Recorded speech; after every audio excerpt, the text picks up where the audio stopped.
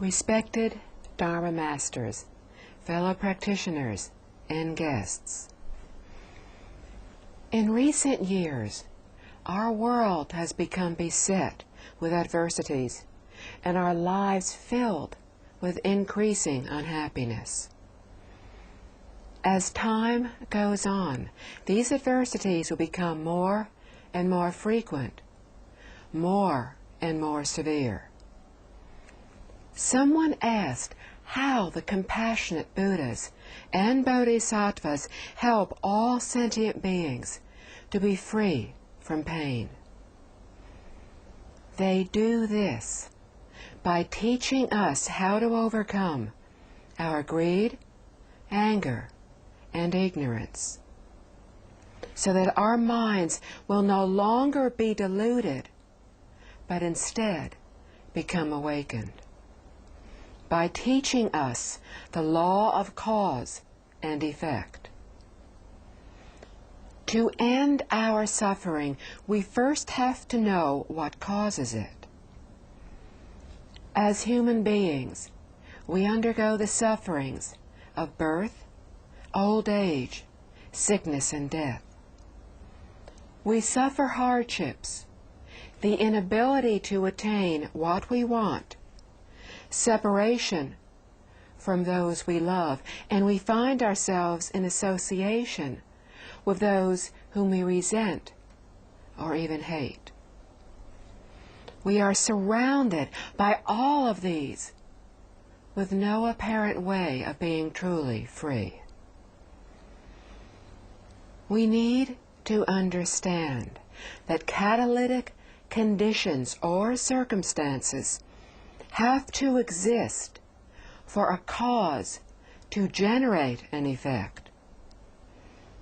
By controlling these catalytic conditions, we can have some effect on the consequences. We need to practice good deeds during our lifetimes to generate good karma.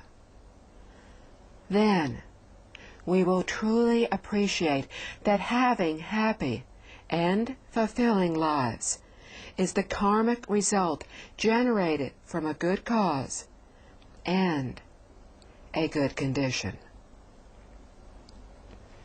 This is the way to attain liberation and to free ourselves from suffering and to attain happiness. Today, many of us feel the weight of our negative karma as we witness the unhappiness and suffering all around us. They are caused by our selfish and erroneous viewpoints, by our choosing to benefit ourselves at the expense of others. How do we remove this negative karma? How do we prevent further occurrences? By dedicating ourselves to helping and benefiting society, by not protecting ourselves at the expense of others. Most of us still have the subconscious desire to want to control others, whether they are people, animals, even inanimate objects. But by letting go of this attachment, we can be liberated. Awakened beings live their lives with great ease. They fulfill their responsibility of advising and educating sentient beings by explaining to them the true reality of life and the universe, by explaining the law of cause and effect,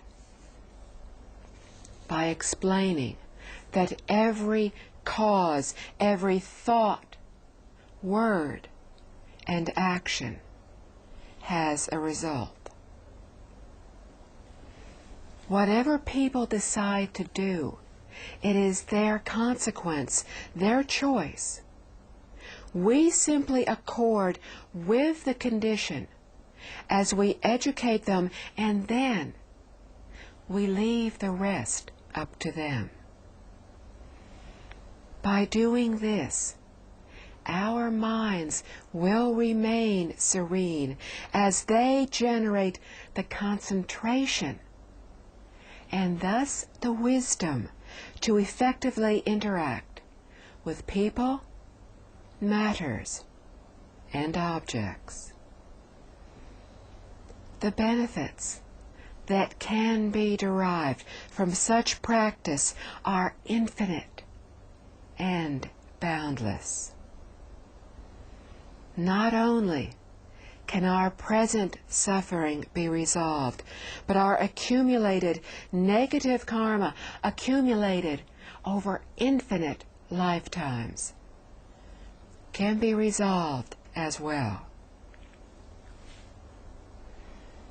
Why then are we unable to realize the true benefits?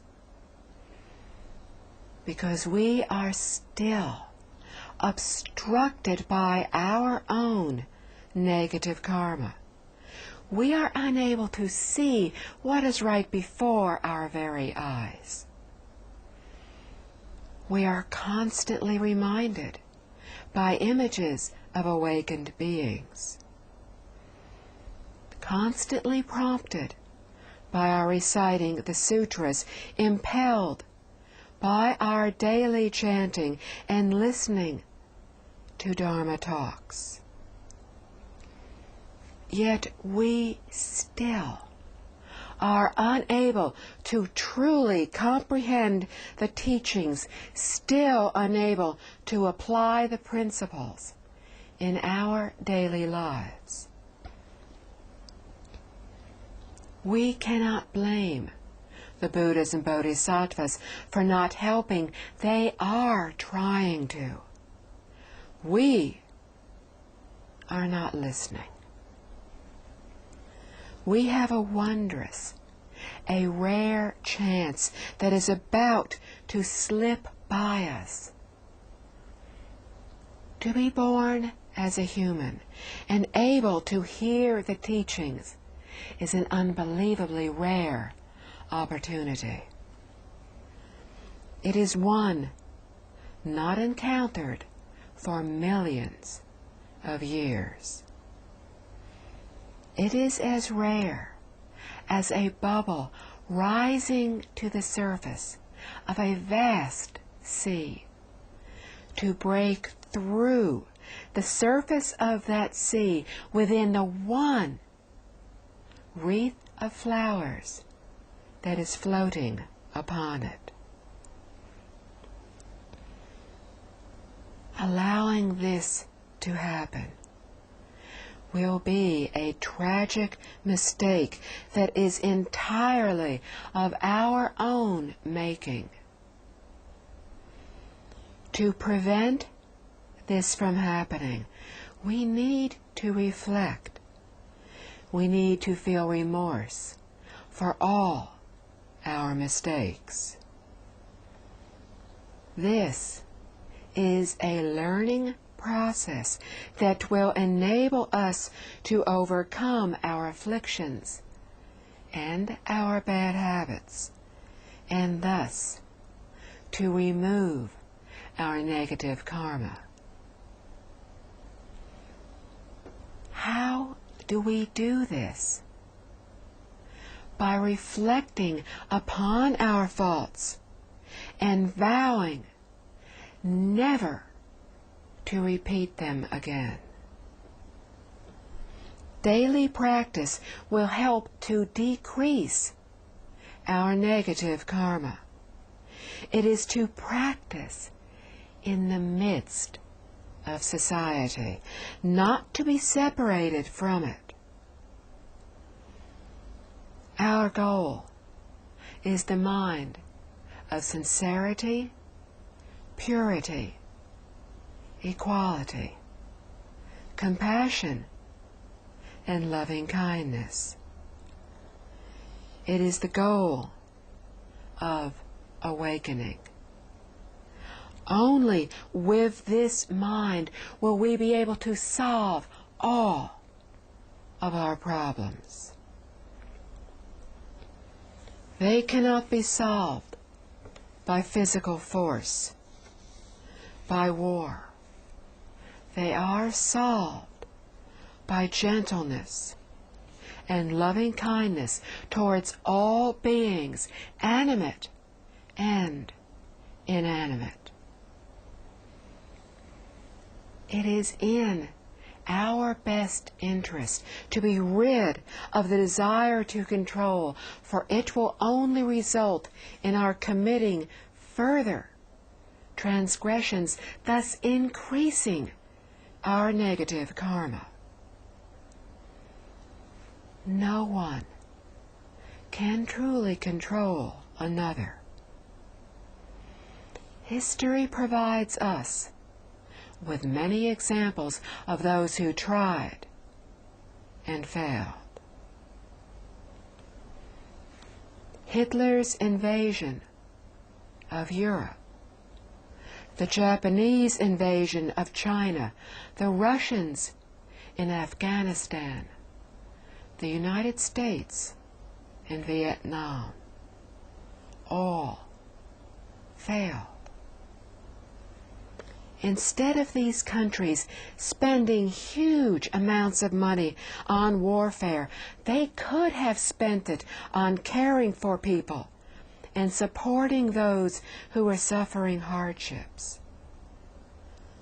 In this way, they could have peacefully won them over. Or they could have used this money to educate their own citizens, to help them to become more self-sufficient, to pay more attention to internal needs instead of external affairs. Our every thought needs to be of benefiting all sentient beings. Not only in our behavior should we never hurt any sentient beings, but also we should never give rise to even a single thought of hurting anyone, anything else.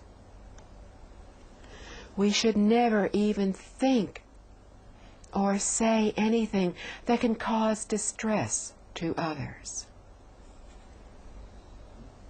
If we can truly follow this teaching, then in our daily lives, no matter what we do, there will be great compassion, great gentleness, great loving kindness. This is the way to truly influence and help people. Using physical force to try to solve problems will not only create enemies, but it will generate the cause to be reborn into the hell realms. By practicing in accordance with the teachings, we will achieve results. For in this way, we will transform our minds and hearts. Since everything is a reflection of our minds and hearts, everything can be transformed by them. When we accord with the teachings, our thoughts will change and they will become proper and correct. we would do well to let go of selfishness, to only have thoughts that benefit others. Instead, we are still wrapped up in ourselves, in our own concerns, thinking only of protecting the interests of ourselves, our group, our country. This way of thinking has led to quarrels among people, feuds among groups, wars among countries.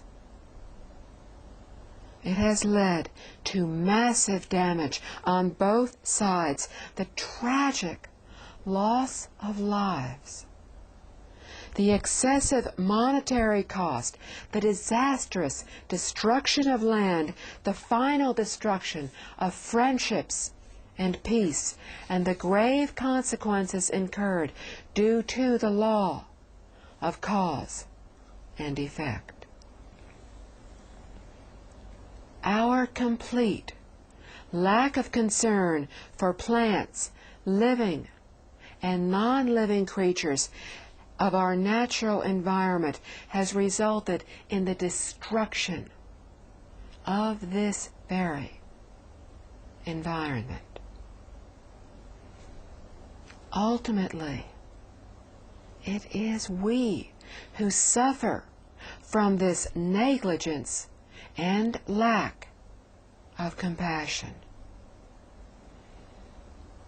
We are all one entity. We are all interrelated closely with one another. Everything, including us, comes from the coming together of causes.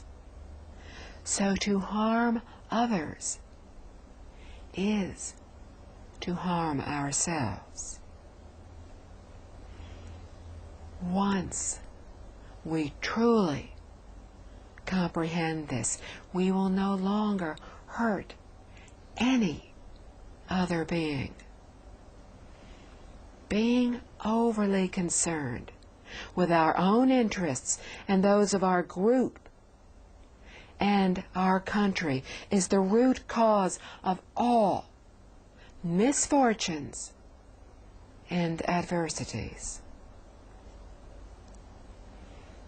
Taking care of this problem solves all other problems.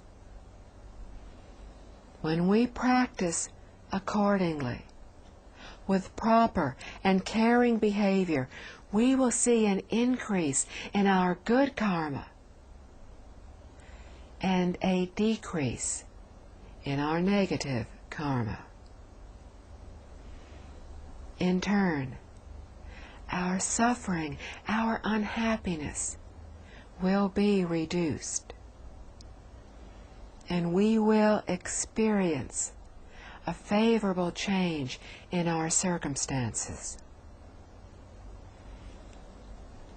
When we give rise to one single thought of inequality, we turn a favorable situation into an unfavorable one.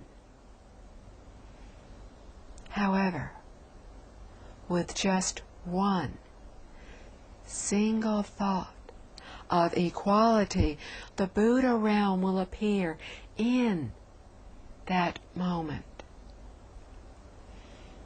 When we give rise to one single thought of holy beings, the heaven realm will appear in that moment.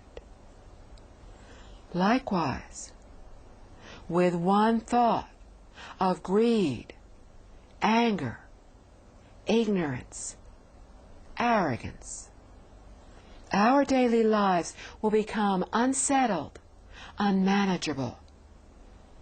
However, with one thought of purity, our lives will again become harmonious and peaceful.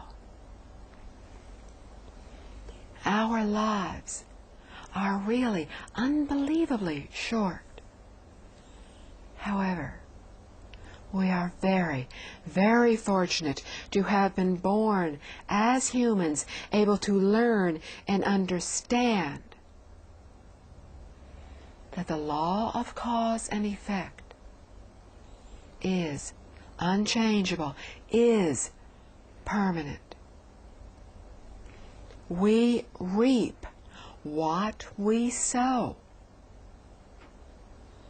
By sowing good causes, we reap good effects. By sowing bad causes, we will reap bad consequences. Even beings with perfect understanding, wisdom, and compassion cannot change this reality. However, with the causes that we have already planted, we can learn to alter catalytic conditions before they come into effect. Furthermore, we need to refrain from committing any more bad deeds and to perform only good deeds. To distance ourselves from adverse conditions. In some cases, this can reduce and even eliminate the bad effects, and this is how we control our own consequences to transform our environment and to change the direction in which we are currently headed.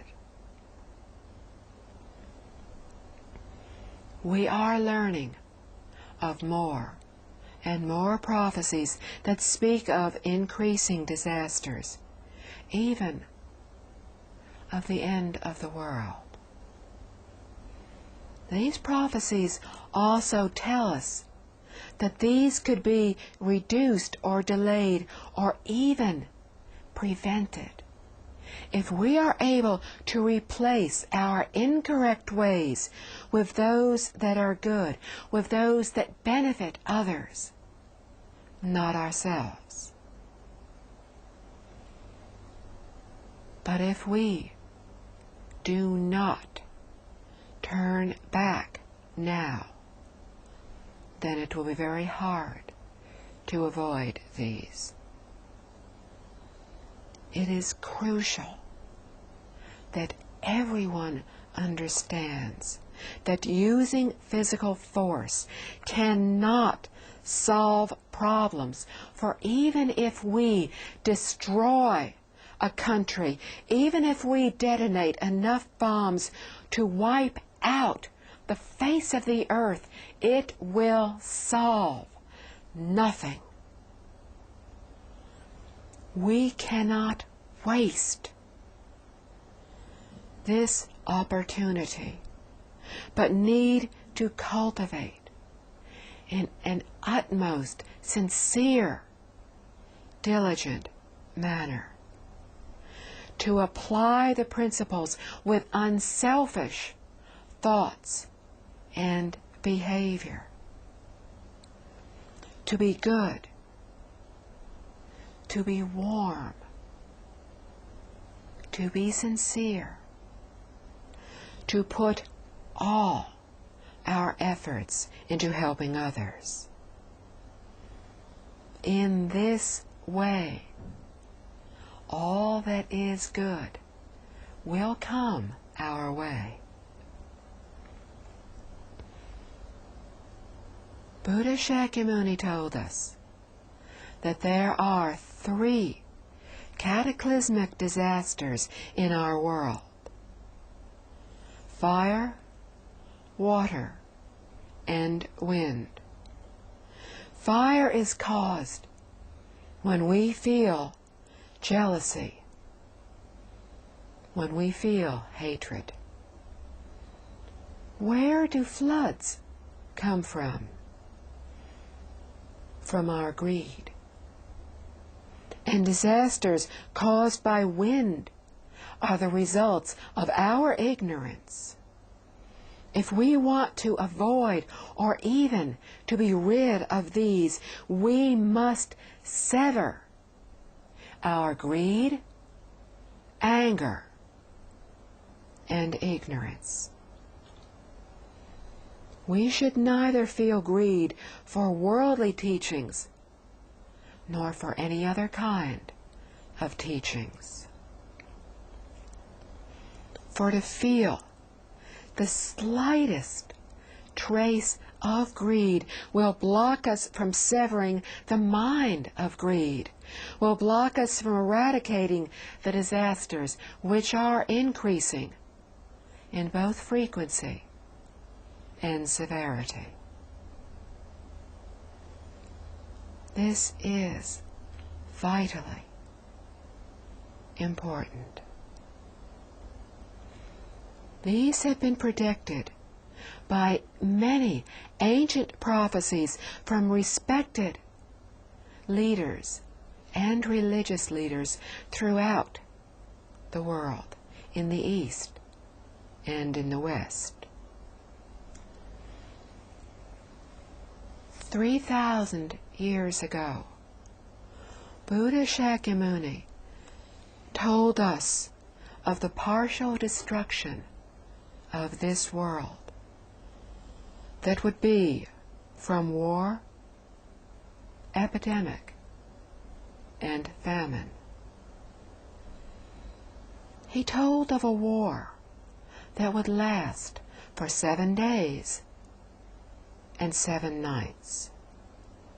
Then an epidemic that would last for 7 months, 7 days, and finally a famine that would last for 7 years, 7 months, and 7 days.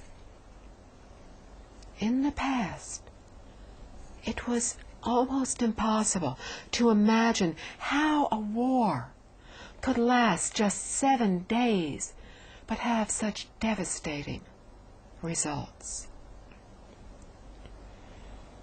But anyone who has been to Hiroshima or Nagasaki would realize that what the Buddha was describing was nuclear warfare.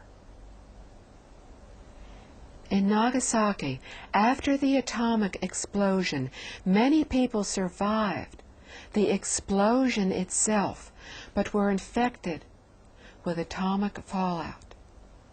And consequently, many of them died during the first 6 months. This can be described as an epidemic. The radiation sickness that results from atomic fallout is insidious. It starts by destroying one white cell and progresses until there is massive cell destruction, then uncontrolled bleeding, and finally death. Anyone who is still alive at least 7 months after the detonation would be considered as having survived the immediate effects of the bomb. For years after the explosion, there were no trees, no plants, no grass. All was barren. The trees and grass started to grow approximately 8 months after the detonation of the bombs. It was as we had been told.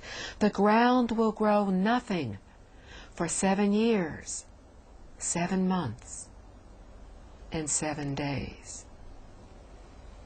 In this period, all will suffer from famine. From this, we realize that the partial destruction of the world that was told by the Buddha could indeed be that of nuclear warfare. Could it really happen? Many believe it is very likely. Access to nuclear weapons is becoming more widespread, more difficult to control. No one knows how long this tentative control can continue. Very honestly, the only way to attain real control is to encourage and help all to understand the need to prevent human-made tragedies. If we observe the world situation around us clearly, then we will see that it is very difficult to avoid this upcoming disaster. If the war were to happen now, half the world's population could be killed. How can we hope to escape such a war? We need to stop all bad thoughts, speech, and behavior. We need to accumulate good deeds. How? By ceasing all selfish thoughts. By constantly thinking only how to help others, by letting go of our own interest for the sake, for the interest of all others. This will help us to avoid all that is bad and will help us to embrace all that is good. But if our every thought continues to be only of ourselves, it will be very difficult for us to avoid even more misfortunes. Why do we persist in our anger, our hatred, our fighting? Why do we have conflicts, the inability to tolerate others? Why do we seem so determined to keep heading towards the brink? Selfishness, wrong viewpoints, the inability to truly care for all others, the inability to truly understand that everything arises from the mind. The inability to understand that every single thought we have is instantly perceived throughout the entire universe. We need to let go of our selfishness and to understand that the whole universe is our home and that we are one with the universe. We have the same self-nature as enlightened beings. The difference between them and us is that they understand this. All sentient beings have been our past parents. All sentient beings are future awakened beings. Understanding this, truly understanding this, how could we not be respectful to all beings, animate and inanimate? How could we possibly harm, hurt, or cause distress to any other being? We originally had this comprehension, this great broad-mindedness. Then why are we so narrow-minded now? We are deluded, unable to see through our false thoughts and beliefs. Our innate wisdom and abilities are temporarily lost to us. However, if we can just break through this delusion, then we will be able to uncover this wisdom. For it is not permanently lost. In the Flower Adornment Sutra, we see the great broad-mindedness of enlightened beings. All of the infinite and countless numbers of beings at the assembly who gather to hear this unsurpassed teaching were one. If we could just understand this true reality and expand our minds and our hearts, then we too would recognize that no matter what race, religion, belief system, what culture, we are all one. With this wisdom, discrimination, misunderstanding, and conflict among beings would naturally diminish and disappear. First, man-made tragedies would be avoided.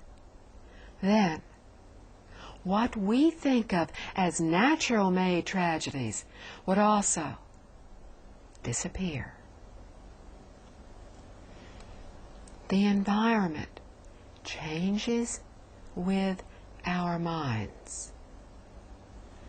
When our minds are serene and compassionate, our living environment will become tranquil and peaceful. Today, our living environment is becoming polluted. It is becoming destroyed. Some say that the earth is rapidly becoming unsuitable for living. How did this really happen?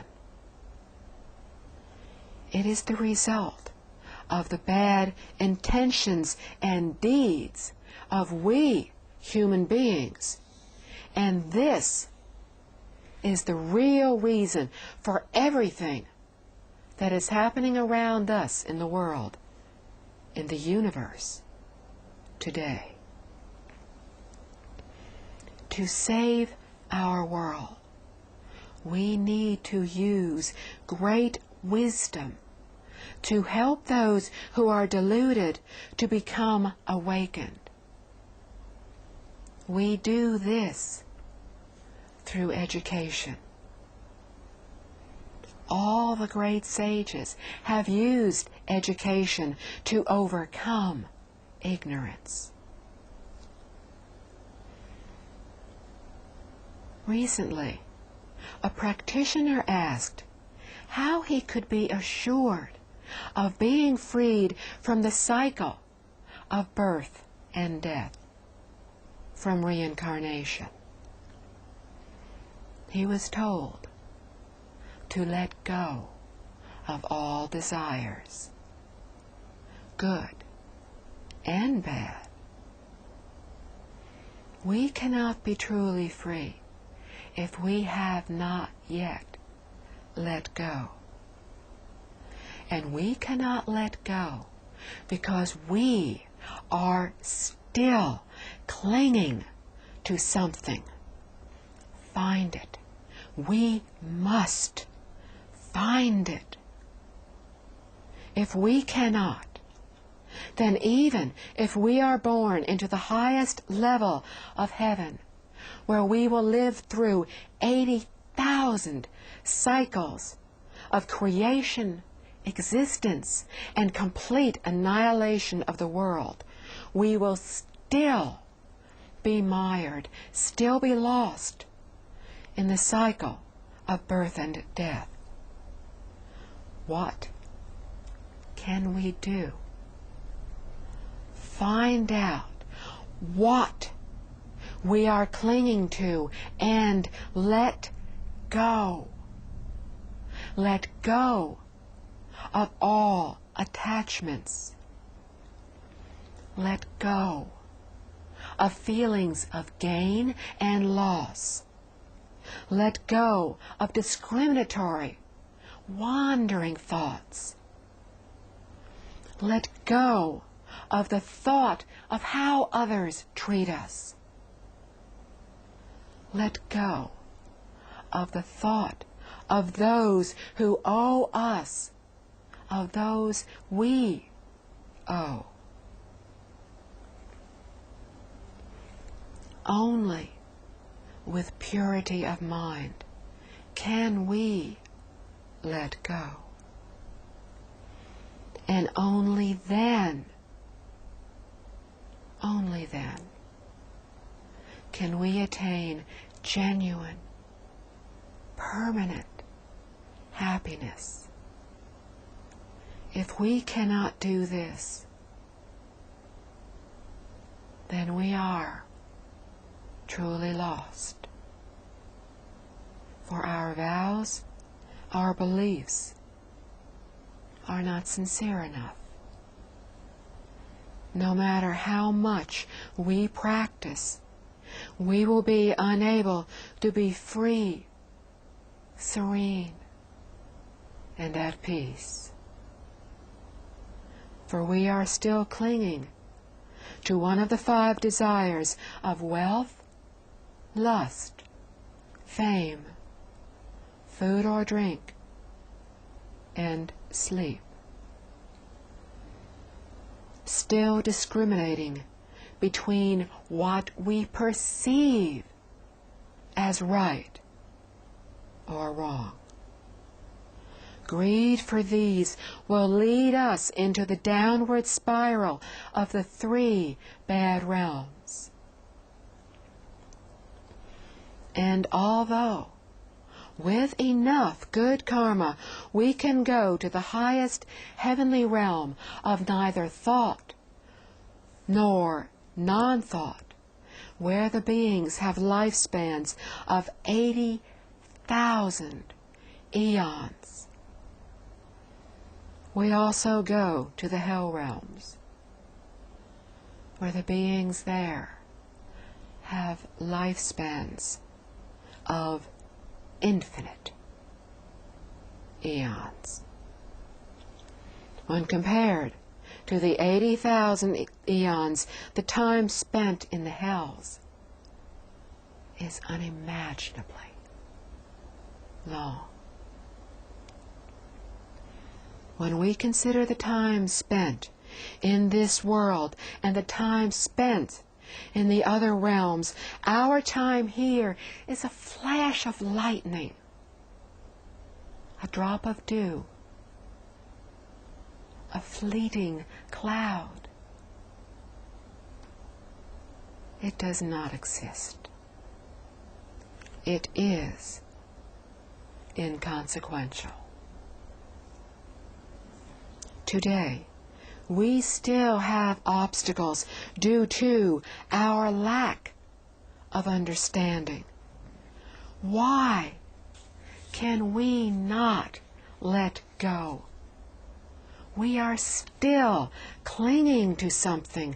Because of this clinging, we are still mired, still lost in the cycle of birth and death, still lost in the 10 realms of existence. We need to know that if we cannot transcend the cycle of birth and death, most of our time will be spent in the 3 bad realms. Greed is the cause of the karma that results in our being born into the hungry ghost realm. Anger is the cause of our being born into the hell realms. Then why are we born into the animal realms? Because we were ignorant. Allow me to give you an example. Once upon a time, there was a very famous priest in a very old religion. He decided that it was the right day to perform the ritual sacrifice of a goat. In his ignorance, he thought this was an offering demanded by his God. He obtained an appropriate goat for the sacrifice. He ordered his servants to take the goat to the holy river, to wash him and decorate him with flower garlands. Then they were to wash themselves as part of the purification practice. At the riverbank, the goat suddenly understood that today he would be killed. He also became aware of his past births and deaths and rebirths. He realized that the results of his past unwholesome deeds were about to finally be completed. So he laughed, an uproarious goat laugh, like the clanging of cymbals. In the midst of his laughter, he realized another truth, that the priest, by sacrificing him, would suffer the same terrible results due to his ignorance. So he began to cry, just as loudly as he had been laughing. The servants who were bathing in the holy river heard first the laughing and then the crying. They were amazed. They asked the goat, "Why did you laugh loudly and then just as loudly start to cry? What is the reason for this?" The goat replied, "I will tell you the reason, but it must be in the presence of your master, the priest." Since they were very curious, They immediately took the sacrificial goat to the priest. They explained everything that had happened. The priest, too, became very curious. He respectfully asked the goat,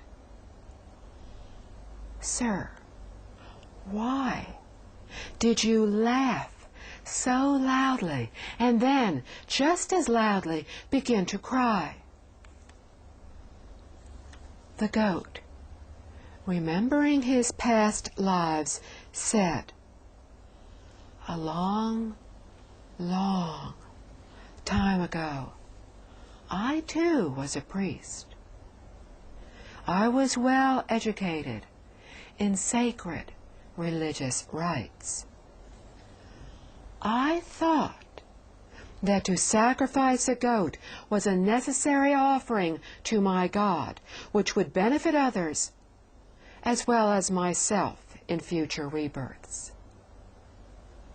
However, the true result of my action was that in my next 499 lives, I myself have been beheaded.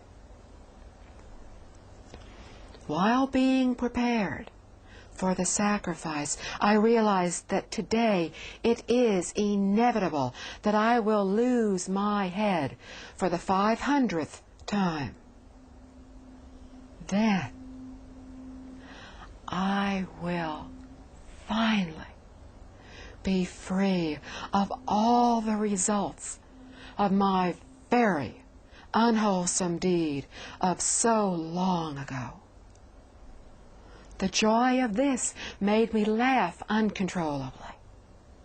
But then I suddenly realized that you, the priest, were about to repeat the same unwholesome action and would be doomed to the same result of having your head chopped off in 500 lifetimes. So out of compassion and sympathy, my laughter turned into tears. The priest was afraid that the goat might be right. So he said, "Sir Goat, I will not kill you." The goat replied, "Reverend priest, even if you do not kill me, I know that today I will lose my head and finally be released from the results of my past unwholesome action." The priest said, "Do not be afraid, my fine goat. I will provide the very best protection and personally guarantee that no harm will come to you." But the goat said, "O priest, your protection is very weak compared to the power of my unwholesome deed due to the cause of what I have done, and it cannot stop the results about to happen." The priest canceled the sacrifice and began to have doubts about killing innocent animals. He released the goat and along with his servants followed him in order to protect him from any danger. The goat wandered into a very high, rocky place. He saw some tender leaves on a branch, and he stretched out his neck to reach them. Suddenly, a thunderstorm appeared out of nowhere. A lightning bolt struck an overhanging rock and cut off a sharp slab, which fell and cut off the goat's head. he died instantly, and the thunderstorm disappeared. There was a fairy that lived in a nearby tree, and he had seen everything that had happened. He appeared, gently fluttering in the air overhead. He began to teach the curious people, saying, "Look at what happened to the poor goat. This was the result of killing animals. All beings are born and suffer through sickness, old age, and death. But all wish to live, not to die." Not seeing that all have this in common, some kill other living beings. This causes suffering also to those who kill now and in countless future rebirths. Being ignorant that all deeds must cause results to the doer, some continue to kill and heap up more suffering on themselves in the future. Every time they kill, a part of themselves must also die in this present life, and the suffering continues even by rebirth into the hell realms. Those who heard the fairy speak felt they were very lucky. They gave up their ignorant killing and were far better off, both in this life and in pleasant rebirths.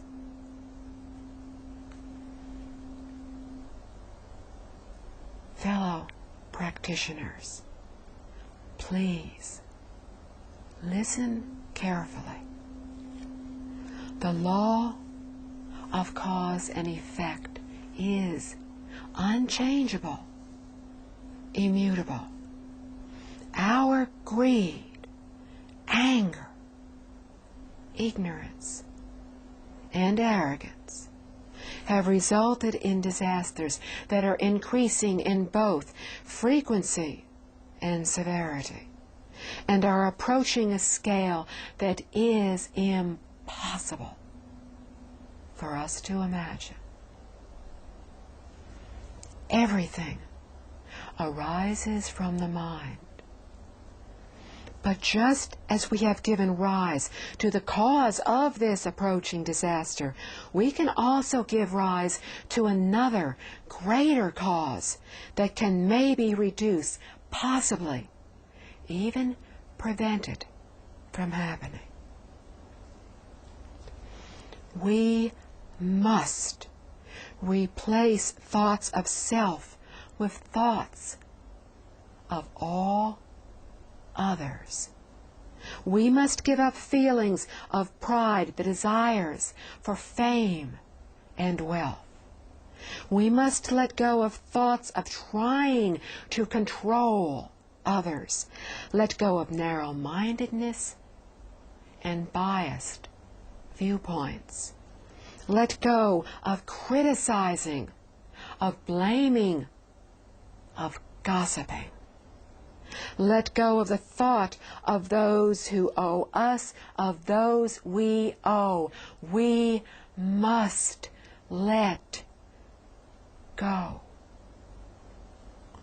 Only by letting go can we return to purity and tranquility. Only in this way will our hearts become gentle. Our minds become serene as we give rise to the wisdom to accord with all beings, animate and inanimate. Only with gentle hearts and serene minds? Will we be able to solve our problems? The goodness that we can bring to others by using our loving kindness and compassion is infinite, is boundless. And this is our best, our only way to bring peace to our world. Not for ourselves, but for the sake of all sentient beings. Namo Amitabha. Homage to Buddha Amitabha.